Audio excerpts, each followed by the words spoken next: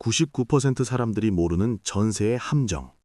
어제 저녁 8시 62세 김영자 씨가 변호사 사무실에서 서류를 받아들고 온몸이 떨렸습니다. 전세금 1억 5천만 원을 단 한 푼도 돌려받을 수 없다는 통보였습니다. 평생 모은 돈이었습니다. 김 씨는 믿을 수 없었습니다. 분명히 안전하다고 생각했습니다. 집값이 2억 원인데 전세금은 1억 5천만 원이었습니다. 5천만 원이나 여유가 있었습니다. 등기부 등본도 확인했습니다. 깨끗했습니다. 도대체 무엇이 잘못된 걸까요? 변호사는 차분히 설명했습니다. 함정은 따로 있었다고 말했습니다. 99% 사람들이 모르는 허점이었다고 했습니다. 김 씨는 그제야 깨달았습니다. 자신이 얼마나 위험한 줄타기를 하고 있었는지를 말입니다. 많은 중장년분들이 전세로 살고 계십니다. 안전하다고 생각합니다. 집값보다 전세금이 적으면 괜찮다고 믿습니다. 하지만 숨겨진 함정이 있습니다. 오늘 이 시간 99% 사람들이 모르는 전세의 위험한 함정들을 낱낱이 파헤쳐드리겠습니다. 끝까지 보시면 평생 모은 소중한 자산을 지킬 수 있는 결정적인 정보를 얻게 될 것입니다. 첫 번째 함정은 선순위 전세입니다. 많은 분들이 등기부등본만 확인합니다. 근저당이 없으면 안전하다고 생각합니다. 하지만 이것이 큰 착각입니다. 선순위 전세가 숨어 있을 수 있습니다. 등기에 나타나지 않는 전세입니다. 이것이 가장 위험한 함정입니다. 60세의 박순덕 씨가 바로 이 함정에 빠졌습니다. 박 씨는 신축 빌라에 전세로 들어갔습니다. 전세금은 1억 원이었습니다. 건물 가치는 3억 원이라고 했습니다. 안전해 보였습니다. 등기부 등본을 확인했습니다. 근저당이 없었습니다. 깨끗했습니다. 박 씨는 안심하고 계약했습니다. 2년 후 계약이 끝났습니다. 박 씨는 전세금을 돌려달라고 했습니다. 하지만 집주인이 돈이 없다고 했습니다. 박 씨는 당황했습니다. 법적 절차를 밟았습니다. 경매를 신청했습니다. 그런데 충격적인 사실을 알게 되었습니다. 그 빌라에는 박 씨보다 먼저 들어온 전세 세입자가 3명이나 더 있었습니다. 각각 8천만 원, 9천만 원, 1억 원이었습니다. 합치면 3억 7천만 원이었습니다. 박 씨까지 하면 총 4억 7천만 원이었습니다. 하지만 건물 실제 가치는 2억 5천만 원밖에 안 됐습니다. 경매로 건물이 팔렸습니다. 2억 5천만 원에 낙찰되었습니다. 선순위 세입자들이 먼저 배당받았습니다. 박 씨 차례가 왔을 때는 돈이 남아있지 않았습니다. 박 씨는 1억 원을 고스란히 날렸습니다. 선순위 전세를 확인하지 않은 대가였습니다. 박 씨는 말합니다. 등기부 등본만으로는 부족하다고, 반드시 전입세대 열람을 해야 한다고 경고합니다. 그 집에 누가 살고 있는지, 언제 들어왔는지 모두 확인해야 한다고 강조합니다. 두 번째 함정은 깡통 전세입니다. 집값이 떨어져서 전세금보다 낮아지는 선상입니다. 집주인이 전세금을 돌려줄 수 없게 됩니다. 요즘 가장 흔한 위험입니다. 집값 하락기에 특히 조심해야 합니다. 63세의 이정수 씨가 깡통 전세 피해를 당했습니다. 이 씨는 3년 전 인천 아파트에 전세로 들어갔습니다. 전세금은 2억 원이었습니다. 당시 집값은 2억 5천만 원이었습니다. 안전마진이 5천만 원이었습니다. 안심했습니다.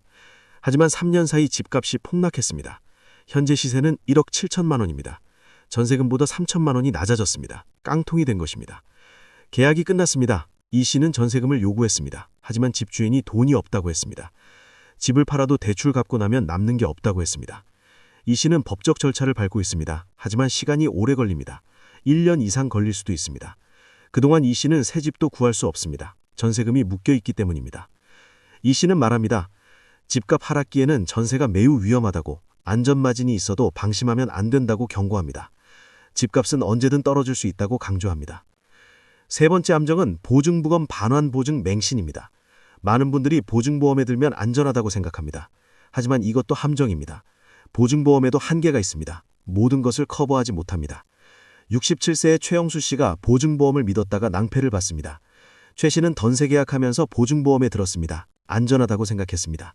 문제가 생겨도 보험사가 돌려줄 거라고 믿었습니다. 계약이 끝났습니다. 집주인이 전세금을 돌려주지 않았습니다. 최 씨는 보험사에 청구했습니다. 하지만 보험사가 거절했습니다. 이유가 있었습니다. 최 씨가 계약갱신 특약을 사용했기 때문입니다. 갱신하면서 전세금을 올렸습니다.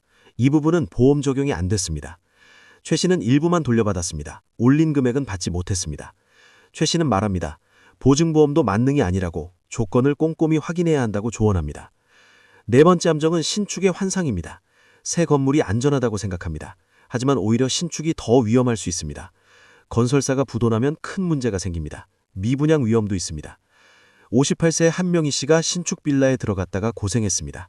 한 씨는 깨끗한 신축이 좋아 보였습니다. 전세금 1억 2천만 원에 계약했습니다. 하지만 1년 후 건설사가 부도났습니다. 건물에 가압류가 걸렸습니다. 한 씨는 전세금을 돌려받을 수 없게 되었습니다. 법적 분쟁에 휘말렸습니다. 지금도 해결 중입니다. 한 씨는 말합니다. 신축이 무조건 안전한 것은 아니라고, 오히려 위험할 수 있다고 경고합니다. 5번째 함정은 집주인 신용 무시입니다. 집만 보고 집주인은 보지 않습니다. 하지만 집주인의 재정 상태가 매우 중요합니다. 다중 채무자일 수 있습니다. 사업 실패로 파산 직전일 수 있습니다. 60세의 김철수 씨가 집주인 신용을 확인하지 않았다가 손해봤습니다. 김 씨는 집만 보고 계약했습니다. 집주인이 어떤 사람인지 알아보지 않았습니다. 나중에 알고 보니 집주인은 다중 채무자였습니다. 여러 곳에서 돈을 빌렸습니다. 결국 집주인이 파산했습니다. 김 씨의 전세금도 위험해졌습니다. 김 씨는 말합니다. 집주인 신용도 반드시 확인하라고, 등기소에서 집주인 이름으로 검색해보라고 조언합니다. 6번째 함정은 전세금 인상 압박입니다. 재계약 시 집주인이 전세금을 올려달라고 합니다. 중년은 추가 돈을 마련하기 어렵습니다. 결국 나가야 합니다. 이것도 숨은 함정입니다. 59세의 조영희 씨가 이 문제를 겪었습니다. 조 씨는 전세금 1억 원에 살았습니다. 재계약 시기가 왔습니다. 집주인이 1억 3천만 원으로 올려달라고 했습니다. 조 씨는 돈이 없었습니다. 3천만 원을 어디서 구합니까? 조 씨는 어쩔 수 없이 나왔습니다. 새 집을 구했습니다. 하지만 조건이 나빴습니다. 1억 원으로는 좋은 집을 구할 수 없었습니다. 조 씨는 말합니다. 전세금 인상도 큰 부담이라고, 이것도 고려해야 한다고 조언합니다. 7번째 함정은 계약서 허점입니다. 특약사항을 꼼꼼히 보지 않습니다.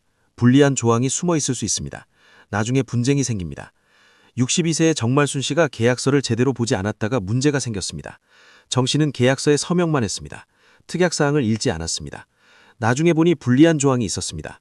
수리 책임이 모두 세입자에게 있다는 내용이었습니다. 보일러가 고장났습니다. 정 씨가 고쳐야 했습니다. 200만 원이 들었습니다. 정 씨는 억울했지만 어쩔 수 없었습니다. 계약서에 명시되어 있었기 때문입니다. 정 씨는 말합니다. 계약서를 반드시 꼼꼼히 읽으라고, 모르는 것은 물어보라고 조언합니다. 8번째 함정은 중개수수료 아끼기입니다. 직거래로 중개수수료를 아끼려는 분들이 있습니다. 하지만 이것이 오히려 큰 손해를 부를 수 있습니다. 전문가의 도움이 필요합니다. 67세의 강민수 씨가 직거래로 계약했다가 문제가 생겼습니다. 강 씨는 중개수수료 200만 원이 아까웠습니다. 집주인과 직접 계약했습니다. 하지만 등기를 제대로 하지 못했습니다. 확정일자를 받지 못했습니다. 나중에 문제가 생겼을 때 강 씨는 보호받지 못했습니다. 200만 원 아끼려다 1억 원을 위험에 빠뜨렸습니다. 강 씨는 말합니다. 전문가 비용을 아끼지 말라고, 그것이 보험이라고 조언합니다. 9번째 함정은 확정일자 착각입니다. 확정일자만 받으면 안전하다고 생각합니다. 하지만 확정일자도 순서가 있습니다. 먼저 받은 사람이 우선입니다. 나중에 받으면 소용없을 수 있습니다. 10번째 함정은 전세 사기입니다. 의도적으로 여러 명에게 전세를 주고 돈을 가로채는 경우입니다. 최근 급증하고 있습니다. 특히 노인들이 타겟이 됩니다. 이 10가지 함정을 모두 피하려면 어떻게 해야 할까요? 첫째, 전입세대 열람을 반드시 하십시오. 선순위 전세를 확인하십시오. 둘째, 집값 동향을 주시하십시오. 하락기에는 특히 조심하십시오. 셋째, 보증보험 조건을 꼼꼼히 확인하십시오. 넷째, 신축이라고 방심하지 마십시오. 건설사 신용도를 확인하십시오.